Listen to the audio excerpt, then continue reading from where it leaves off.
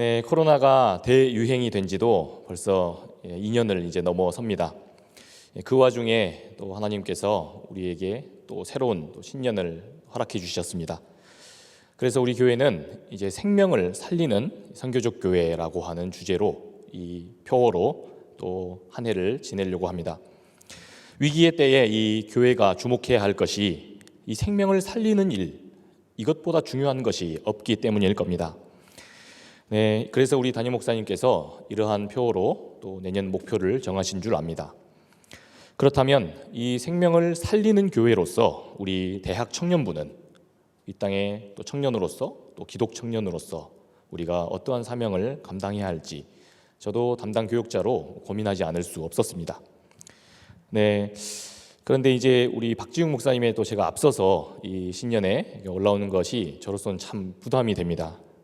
그러니 물론 이제 우리 박지웅 목사님께서 다음 주에 우리 대학 청년부의 또 표와 또 귀한 또 목표를 말씀해 주실 거니까 저는 바로 그 틈에 이 교회 전체와 또 우리 청년부 사이에서 이 생명을 살리고 세우는 이 문제에 대한 우리 주님 주시는 말씀을 잠깐 나눠보고자 합니다. 오늘도 주님께서 우리들에게 귀한 도전과 또 은혜, 또 위로를 우리에게 넉넉히 주시기를 소망합니다. 예수님의 공생애를 우리가 깊이 살펴보면 치유 사역과 주님의 이 사역이 치유 사역과 또 복음 전파의 사역, 이 두 가지로 크게 나뉜다는 것을 알 수 있습니다. 여러분, 그런데 그 중에서도 이 유독 우리 주님의 그 사역에는 유독 이 치유하시는 사역이 많았습니다. 그 당시에 이 갈릴리라는 곳에 어쩌면 그렇게 병자들이 많았는지 복음서에 보면 이 사람들이 예수님께 치료를 받았다, 또 귀신 들렸던 사람들이 귀신으로부터 회복을 받았다, 이런 이야기들이 많이 나옵니다. 그런데 평생을 이 식민주의와 또 인종차별과 맞섰던 프랑스의 사상가가 있습니다. 아주 유능한 정신과 의사이기도 했던 이 프란츠 파농이라고 하는 사람입니다. 그는 자신의 그 연구를 통해서 식민 지배를 받는 백성, 식민지 백성들이 특별히 이 정신질환에 많이 걸린다, 그리고 이 정신질환의 연속선상에 있는 이 귀신 들림에 자주 이렇게 노출된다는 것을 자신의 연구를 통해서 밝혔습니다. 그래서 이 성서신학자들은 이 파농이라고 하는 사람의 연구를 토대로 왜 예수님 시대에 이 복음서에 유독 병자의 치유 이야기가 많은지, 또 귀신 들림 이야기가 많은지에 대해 설명을 합니다. 그러니까 예수님 시대에는 귀신이 들리고 또 병에 걸렸던 사람들이 많았던 까닭이 로마의 이 식민 지배로부터 받는 온갖 어려운 육체적인 고난과 또한 정신적인 고통들 때문이었다는 겁니다. 그야말로 예수님을 찾아왔던 이들은 냉혹한 이 세상의 질서 속에서 삶의 막다른 길로 몰렸던 사람입니다. 그래서 몸도 마음도 병들어 있었습니다. 그러니 우리 예수님께 그분께 치유가 있고 그분께 회복이 있다라는 소문을 듣고 이 소문을 마지막으로 붙잡고 그렇게 절박한 마음으로 희망을 기대하며 그렇게 찾아왔던 겁니다.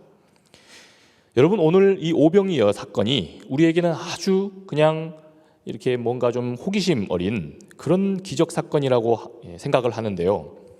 우리가 먼저 이 오병이어 치유의 사건은 바로 주님과 이들과의 아주 인격적인 만남의 사건이라는 것을 우리가 유념해야 합니다.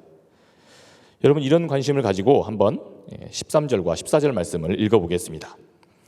예수께서 들으시고 배를 타고 떠나사 따로 빈 들에 가시니 무리가 듣고 여러 고을로부터 걸어서 따라간지라. 예수께서 나오사 큰 무리를 보시고 불쌍히 여기사 그 중에 있는 병자를 고쳐주시니라. 아멘. 여러분, 오늘 이 말씀 보면 그 시작부터 아주 진 풍경을 떠올리도록 만듭니다. 예수님의 소문을 듣고 그날도 온갖 병든 사람들, 그리고 정신질환자들, 또 그 연속선상에서 귀신 들려버린 사람들, 이 고통받는 사람들, 삶에 지치고 또 낙심한 큰 무리들이 예수님께 몰려들었습니다. 이들이 얼마나 절박했으면 주님은 배를 타고 떠나셨습니다. 그런데 그런 주님을 따라서 걸어서 자신의 그 아픈 몸, 병든 몸을 이끌고 무려 몇 고을을 넘고 넘어서 주님을 찾았다라고 합니다. 그래서 우리 주님은 이들을 외면하지 않으셨습니다. 그런데 우리가 이 점에 대해서 우리가 깊이 생각해 봐야 합니다. 사실 예수님의 이러한 행동은 굉장히 위험한 그런 행동이었습니다. 우리는 오늘 이 본문의 그 앞선 본문 내용을 보면 예수님께 이러한 소문이 들립니다. 당시에 세례 요한이라고 하는 사람이 헤롯 대왕에게 순교를 당했다. 이 헤롯 대왕에게 충언을 하고 직언을 해서 그로 인해 순교를 했다는 소식을 주님이 들으십니다. 여러분, 사실 주님이 이렇게 빈 들로 배를 타고 떠나셨던 그 까닭도 바로 이 사실에 대한 충격과 또 아픔을 느끼시면서, 그리고 주님께도 이 사건이 위협이 될 수 있었기 때문이었습니다. 여러분, 이 세례 요한이라고 하는 사람이 누굽니까? 히브리 사람들이 오랫동안 예언해왔던 그 메시아를 기다리면서 하나님 나라를 추구하며 예언했던 예언자입니다. 예수님과 똑같이 세례 요한도 하나님 나라 이상을 품고 그렇게 직언을 하다가 죽은 사람입니다. 여러분, 그러니 이 마당에 우리 주님께서 사람들을 많이 몰고 다니면서 이런 모습들이 헤롯 당국의 눈에라도 띄면 어떻게 되겠습니까? 우리 주님도 큰 위협을 당하실 수 있었던 겁니다. 그러나 우리 주님께서는 바로 이 사람들을 아주 불쌍히 여기셨기 때문에 당신의 안위를 포기하십니다. 그리고 이들을 치유해 주십니다. 여러분, 그런데 이런 아주 위험하지만 아름다운 주님의 그 행복 가운데 또 다른 아주 어려운 문제가 닥쳤다는 것입니다. 오늘 15절 말씀을 함께 읽어봅시다. 저녁이 되매 제자들이 나와 이르되 이곳은 빈 들이요 때도 이미 저물었으니 무리를 보내어 마을에 들어가 먹을 것을 사 먹게 하소서. 여러분, 저녁이 되자 문제가 드러납니다.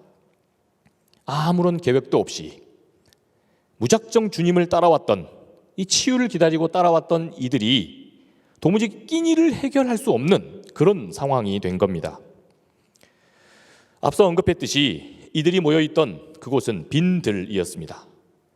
그 빈 들에 또 해가 지고 말았습니다. 그러다 보니 이 허기진 이들의 그 배를 채울 음식이 하나도 없었던 겁니다. 그러자 이 제자들이 주님께 이렇게 말합니다. 주님, 이곳은 빈 들입니다. 그리고 지금 날도 저물었습니다. 제자들은 지금 눈앞에 보이는 그 상황 현실 그대로를 보고, 그리고 여기에 대해 이러한 처방을 내립니다. 이곳은 지금 빈 들입니다.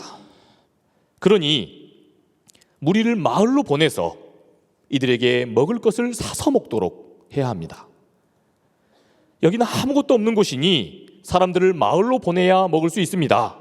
이렇게 말한 겁니다. 여러분, 이 말을 우리가 주목해 보면 먼저 제자들은 가장 먼저 이 결핍이라고 하는 상황에 주목했습니다. 지금 이곳은 빈 들입니다. 주님, 저와 여러분 모두, 이곳에 있는 모두에게 아무것도 없습니다. 현실을 이렇게 진단한 겁니다. 여러분, 그런데 제자들의 이러한 진단은 지금 틀린 것이 아닙니다. 앞서 설명했듯이 주님을 찾아왔던 이 무리들, 이 사람들은 몸과 그리고 마음이 병든 사람들이었습니다. 혹시라도 이들 중에서 형편이나 또 지위가 좋은 사람이 있었지 않겠느냐, 그럴 수 있습니다. 그는 어떻게든 약도 좀 써보고 또 의사도 한번 찾아가 보았을 겁니다. 그러나 여러분, 이 사람들은요, 그럴 수 있는 형편의 사람들이 아니었습니다. 혹시 집에 또 친지 중에서 또 친구 중에 아픈 사람이 있는 그런 지체들은 알 겁니다. 가족 중에 누가 크게 아프면 그 가정이 어떻게 됩니까? 대부분 그 가족을 치료하고 그 가족을 돌보는 과정 속에서 경제적인 어려움이 찾아옵니다.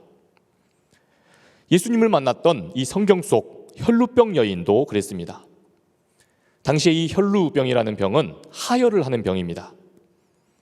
그런데 하나님의 율법에 따르면 이 피를 흘리는 일은 부정한 일입니다.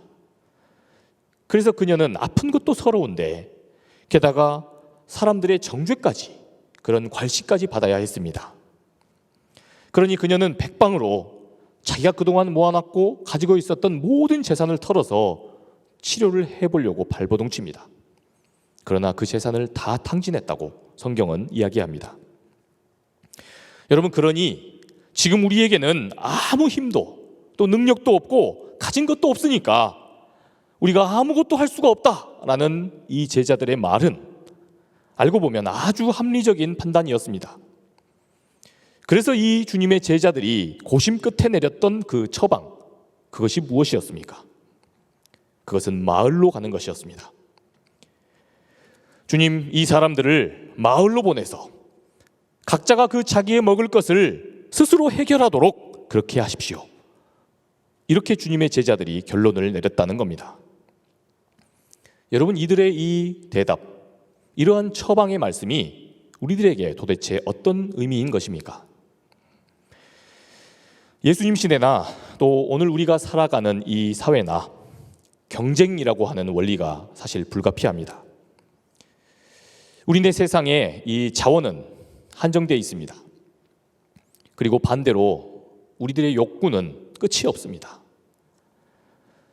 오늘의 이 현대사회, 우리가 누리고 있는 이 현대의 문물, 이 문명의 이기는 보통 17세기 이후에 과학혁명이라고 하는 아주 놀라운 이 혁명의 사건을 통해서, 바로 그 과학혁명 덕분이라는 데는 아마 다른 이견이 없을 겁니다.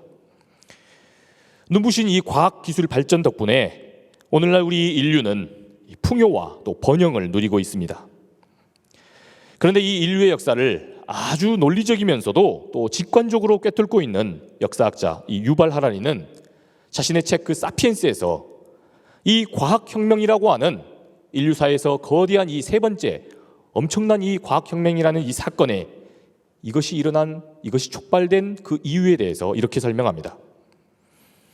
인류 역사의 흐름을 뒤바꿨던 이 엄청난 과학혁명의 계기가 다름 아닌 인간의 경쟁 심리에서 비롯되었다. 그렇게 주장을 합니다. 중세 유럽의 군주들은 식민지를 확보하기 위해서 경쟁을 했습니다. 식민지는 당시에 일단 산업 발전을 위한 노동력, 이것을 제공합니다. 사람을 공짜로 제공받는 겁니다. 또한 자원을 그곳에서 얻을 수 있게 해줍니다. 게다가 이 식민지가 자국 사회가 창출해낸 이 생산품들, 그 재화들을 또 소비할 수 있는 그러한 시장이 되기도 합니다. 식민지 백성들에게도 자기들이 만든 물건을 파는 겁니다.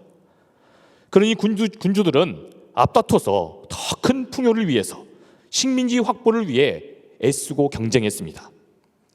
그런데 이들은 이처럼 치열하게 경쟁하면서 깨달았습니다. 무엇보다도 이 경쟁에서 이기려면 기술 발전에 투자하는 것이 가장 합당하다. 이것이 가장 효과적이다. 식민지를 경쟁적으로 개척하면서 이 사실을 안 겁니다. 여러분, 그러니까 이 경쟁의 원리를 발견한 것, 이 경쟁의 욕망이 사실상 이 과학혁명의 원인이 되었다는 겁니다. 여러분, 그런데 이 경쟁이라고 하는 것은 우리에게 풍요를 안겨줌과 동시에 여기서 밀려난 사람들, 이 사람들의 인간성의 상실이라고 하는 아주 커다란 부작용을 낳게 됩니다. 여러분, 이러한 부작용들이 있다는 것은 우리도 아주 잘 압니다. 우리도 학교를 다니면서 사회 시간에도 공부하고 또 세계사 시간에도 공부해서 잘 압니다. 그러니 경쟁보다 협동이 좋고 나누는 사랑의 삶이 좋다고 우리도 그렇게 생각한다는 겁니다. 그러나 자원과 일자리가 제한되어 있는 우리들의 현실은 우리를 결코 가만히 두지 않습니다. 세상은 끊임없이 우리에게 이 경쟁이라고 하는 것을 우리 삶의 원리로 받아들여야 한다. 그렇게 우리에게 강요합니다. 그렇게 도전해오는 겁니다. 세상 위치가 그렇게 살아가는 것 아니겠느냐? TV에 나오는 그 자연인처럼 그냥 있는 것 어떻게 잡아서 그렇게 삶을 해결하고 그렇게 살 것이 아니라면 어떻게 경쟁을 하지 않고 우리가 생계를 유지할 수 있느냐? 끊임없이 경쟁을 내면화하라는 그 강박으로 살도록 우리를 인도하는 겁니다. 여러분, 이처럼 이 경쟁이라고 하는 삶의 원리를, 이것이 우리 삶의 근본적인 원리다, 이렇게 인식하고 받아들이게 되면 우리에게 어떤 생각의 변화가 일어납니까? 먼저 세상과 삶을 승패의 원리로 이해합니다. 사람을 승자와 그리고 패자로 그렇게 사람을 인식하기 시작합니다. 여러분, 무의식의 세계에 우리 안에 그런 변화가 나타난다는 겁니다. 그래서 남들보다 빠르게 독점하는 인생을 성공한 인생이라고 그렇게 꿈꿉니다. 또한 지배하는 사람이 똑똑한 사람이라는 인식을 갖습니다. 남을 무시하고 있는 그런 상황 속에서 자신의 자존감을 세우려고 합니다. 남을 무시하는 그 과정 속에서 그렇게 저열한 자존감을 세우려고 하게 된다는 겁니다. 낭비함으로 자기를 과시할 수 있어야. 여러분, 시중에 얼마나 많은 플렉스에 대한 이야기가 있습니까? 그런 영상들이 있습니까? 여러분, 그렇게 누릴 수 있어야 잘 사는 삶이라고 생각하게 됩니다. 여러분, 우리가 마을로 가야 삽니다. 제자들의 말의 의미가 바로 그런 뜻인 겁니다. 주님, 이곳은 빈들입니다. 아무것도 없는데, 우리에게 돈도 없고 그리고 백도 없고 내가 공부해 놓은 그런 스펙도 없는데 우리가 대체 이런 곳에서 무엇을 할 수 있다는 겁니까? 여러분, 제자들도 이러한 세상 질서에 완전히 빠져 있는 겁니다. 그래서 제자들조차도 자기 자신에 대한 자조적인 지금 그런 고백을 하고 앉아 있는 겁니다.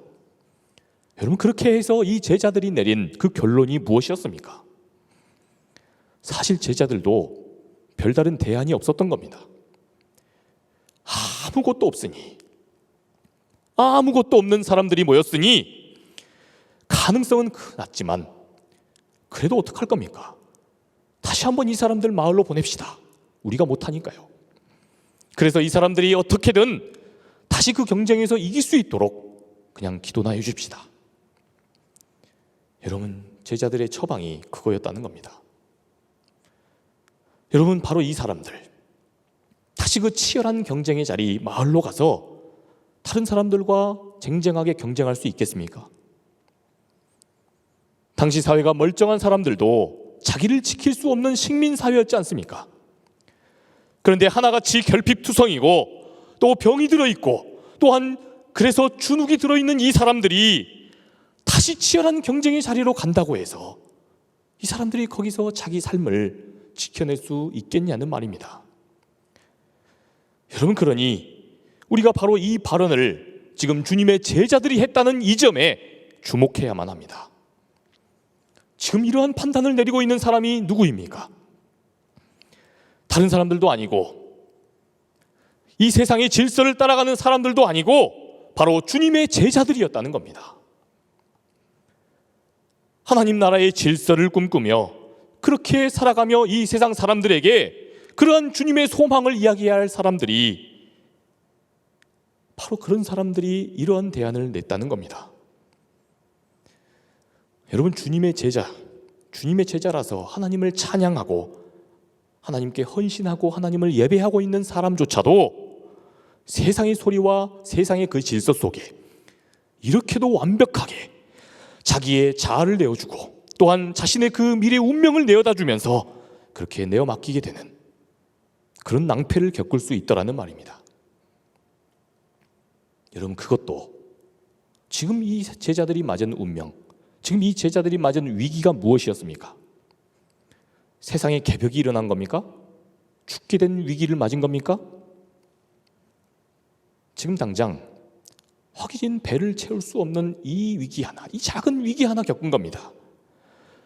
밥 한 끼 먹지 못하는 이 작은 위기 하나만 엄습해 와도 예외 없이 우리도 그렇게 될 수 있다는 말입니다. 여러분, 그런데 가만히 생각해 보면 바로 이 이야기가 저와 여러분들의 이야기 아닙니까? 새해 첫 주부터 주님의 말씀의 뜻에 그렇게 살아보겠노라고 그렇게 다짐하고 다시 우리의 변하지 않은 일상으로 갔습니다. 그런데 조금만 불안해지니까 주님의 그 뜻, 주님의 말씀 믿고 꿋꿋하게 가겠다는 내 다짐이, 그 믿음의 정도가 너무나도 쉽게 포기되는 상황 말입니다. 조그만 위기가 닥치면 마음속에 품고 기도하던 그 기도의 제목을 조금만 그것이 지체되면 그 기도 접어버리고 마는, 여러분, 이거 우리의 이야기가 아닙니까? 주님의 인도하심을 이처럼 의심하고 또 의심할 수밖에 없게 되는 그런 나약한 우리들의 내면의 모습이 바로 이러한 모습 아니냐는 말입니다. 여러분, 바로 이 사실이 솔직하게 우리들의 영적인 현주소요, 우리들의 어쩔 수 없는 나약한 현실이, 바로 그 삶의 딜레마임을 우리 하나님께 솔직하게 인정하고 우리가 맡겨놓고 나면 오늘 이 하나님의 말씀, 주님의 말씀이 우리에게 아주 특별한 울림으로 다가옵니다. 여러분, 주님께서 이런 저와 여러분들을 위해 주시는 말씀입니다. 우리 함께 16절을 읽어봅시다. 예수께서 이르시되 갈 것 없다. 너희가 먹을 것을 주라. 아멘. 갈 것 없다. 너희가 먹을 것을 주라. 우리 주님께서는 이렇게 말씀을 하십니다.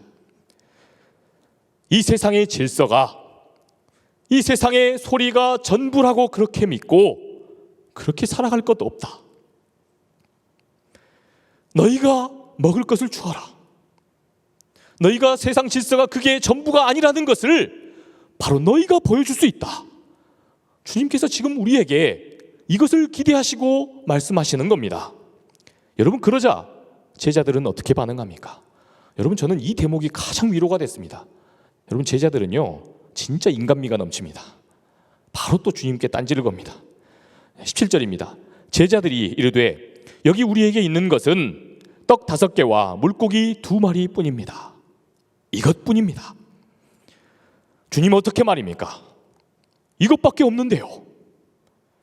모두가 그 질서를 따르며 경쟁하고 있는데 이것밖에 없는 우리가 도대체 뭘 어떻게 할 수 있다는 겁니까? 우리에게 있는 것 고작 이것뿐입니다.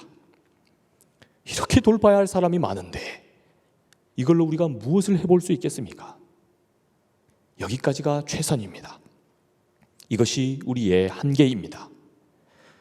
여러분, 이것이 곧 제자들의 대답이자 주님의 말씀에 대한 우리들의 응답이 되고 마는 것 아니겠습니까? 여러분, 그런 제자들에게 우리 주님은 다시 말씀하십니다. 우리 18절, 19절 말씀을 읽어봅시다. 이르시되 그것을 내게 가져오라 하시고 무리를 명하여 잔디 위에 앉히시고 떡 5개와 물고기 2마리를 가지사 하늘을 우러러 축사하시고 떡을 떼어 제자들에게 주시매 제자들이 무리에게 주니 아멘. 주님 말씀하십니다. 너희의 그것을 가져와라. 그것뿐이냐? 너희의 그것 내게 가져와라. 너희의 별것 아닌 그것, 너희의 작은 그 능력, 너희의 별 볼 일 없는 그 스펙, 그건 나에게 가져와라. 그리고 주님께서는 그것들을 붙드시고 하늘을 우러러 보셨습니다.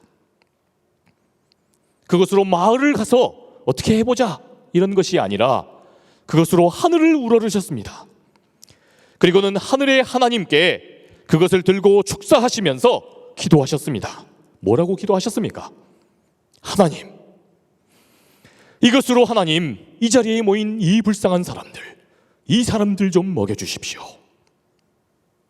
하나님, 이것들로 이 사람들의 생명을 살려주십시오.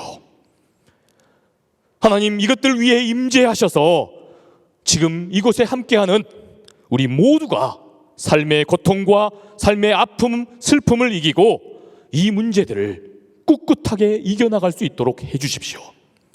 이러한 간절한 소망으로 하늘의 하나님을 우러러보며 기대하셨다는 겁니다.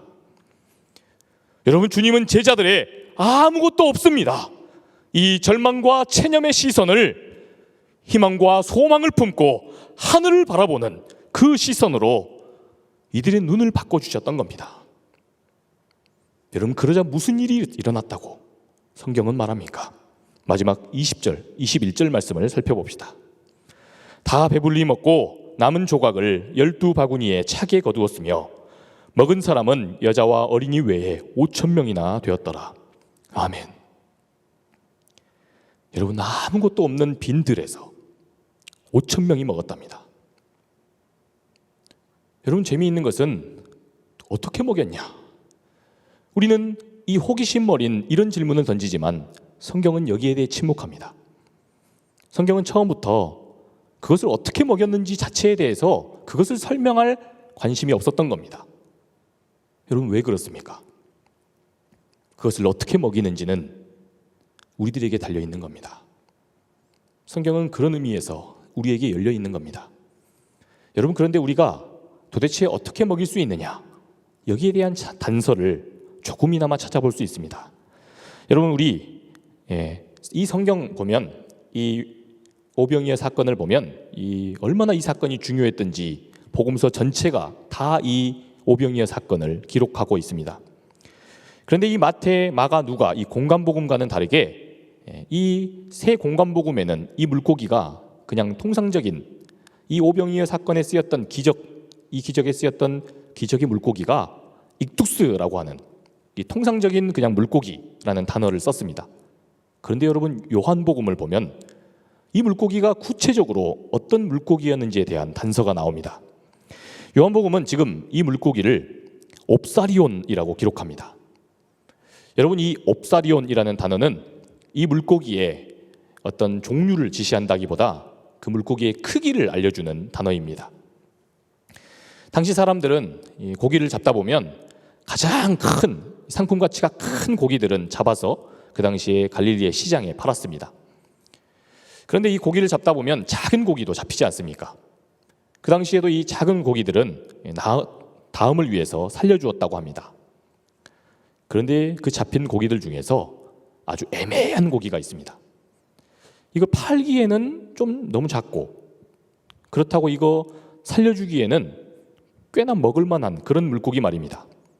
그런 물고기를 당시 사람들은 익투스라고 하지 않고 옵사리온이라고 한 겁니다. 여러분, 그런데 이 한 소년이 갖고 왔던 고기가 옵사리온이었다라고 성경이 말합니다. 여러분, 그러면 이 옵사리온을 그렇게 잡아놓으면 이 사람들은 어떻게 했느냐? 바로 고기를 잡은 그 자리에 그냥 옆에 던져놨습니다. 그냥 그렇게 쟁여놨습니다. 그러면 그 당시에 정말 자신의 스스로의 힘으로 고기를 잡을 수도 없고 그물도 없고 너무나 살아가기 힘든 형편의 사람들이 그 고기를 가지고 자기 생계를, 자신의 생명을 연명해 갔던 겁니다. 아마도 이 한 소년이 갖고 왔던 그 물고기는 가진 것은 별로 없지만 그렇게 엄마하고 이 아이의 미래를 위해서 축복하면서 그렇게 하루하루 살아가면서 최선을 다하는 한 어머니가 싸주셨던, 그래서 주님께 이것을 가지고 도시락으로 싸왔던 이 한 소년이 드렸던 것으로 보입니다. 여러분, 그렇다면 이 사실이 우리에게 무엇을 말해주는 겁니까? 우리 하나님께서 우리들의 옵사리온 같은 이 능력을 기대하신다는 겁니다. 하나님이 이 옵사리온 같은 보잘것없고 많은 사람들이 주목하지 않는 우리들의 그 평범한 능력에 주목하신다는 겁니다. 우리의 그 작은 능력, 우리가 먹은 작은 착한 마음, 작지만 우리가 의미 있는 일에 헌신하겠노라고 다짐하는 우리들의 작은 생각, 이 하나하나를 하나님께서 사용하셔서 누군가의 생명을 살리시고 누군가를 굶어 죽는 사람들을 먹이시는 그 귀중한 일에 쓰신다는 겁니다. 여러분, 하나님은 이처럼 오늘도 간절한 마음으로 우리들의 옵사리온을 찾고 계십니다. 이것들을 사용해서 하나님, 제 능력 보잘것없지만 저를 통해서 이 땅의 수많은 어려운 사람들을 돕는 인생으로 살게 해주십시오. 이러한 간절한 마음으로 기도하는 한 청년을 찾으신다는 겁니다. 그렇다면 사랑하는 여러분, 저와 여러분에게 있는 옵사리온은 무엇입니까? 바라기는 저와 여러분들의 그 옵사리온 같은 능력, 우리 하나님께 들고 하늘을 우러러 기도하시기를 축복합니다.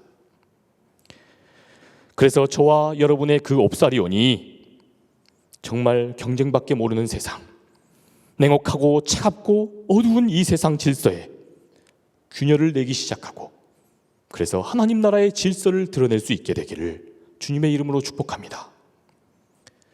그래서 올 한 해에는 경쟁보다는 협동의 삶을 선택할 수 있고, 또한 지배보다는 섬김의 삶을 추구하며 살 수 있고, 무시하기보다는 남을 존중하는 것을 기뻐하는 그 인생, 그러한 인생으로 살기를 기뻐하며 낭비하는 삶보다 아끼는 삶을 지향하고, 마지막으로 독점하기보다는 그것을 나누면서 삶의 보람과 기쁨을 얻는 그런 삶이 되시기를 축복합니다.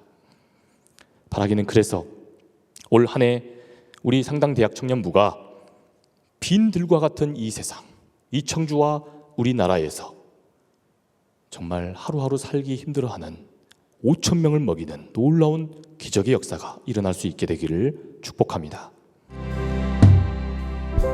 주님, 세상은 5천 명분을 혼자서 독식할 수 있는 사람을 복되다 합니다. 모두가 다 그런 자리를 추구하며 경쟁합니다. 그런 사람이 삶을 잘 사는 거라고 생각합니다. 주님, 그러나 갈 것 없다. 너희가 먹을 것을 주라. 이 옵사리온을 가지고 하늘을 우러러 축사하시며 5천 명을 먹이는 인생으로 도전하시는 하나님이십니다. 주님, 5천 명을 먹는 사람이 아니라 5천 명을 먹이는 인생으로 우리의 인생을 써주시옵소서. 그렇게 우리가 날마다 결단하며 이 한국 땅의 믿음의 청년들이 그러한 인생 살기를 소망하며 나아갔을 때 하나님께서 놀라운 이 땅의 기적을 일으키실 줄 믿습니다. 주님, 우리가 그러한 삶, 그러한 귀중한 삶의 놀라운 그 도전으로 살아가기를 소망합니다. 하나님, 날마다 우리와 함께하여 주시옵소서. 이 꿈을 품고 나아가는 이 믿음의 청년들 가운데 하나님 또 새로운 한 주간도 동행하여 주시옵소서. 이제는 우리 구주 예수 그리스도의 은혜와 하나님 아버지의 크고 극진하신 사랑하심과 성령님의 감화 감동 교통하심의 역사가 5천 명분을 혼자서 먹는 인생이 아니라 5천 명을 먹이는 인생, 생명을 살리며 사람을 세우는 그러한 삶으로 우리의 작은 능력 하나님께 바쳐서 그렇게 많은 인생 먹여 살리는 인생으로 살아가기를 소망하는 이 자리에 모인 우리 모든 상당의 사랑하는 청년들 위해 이 땅의 믿음의 청년들, 오늘도 경쟁하는 중에 지치고 낙심한 수많은 청년들 위해 지금으로부터 영원토록 함께하옵시기를 간절히 축원하옵나이다. 아멘.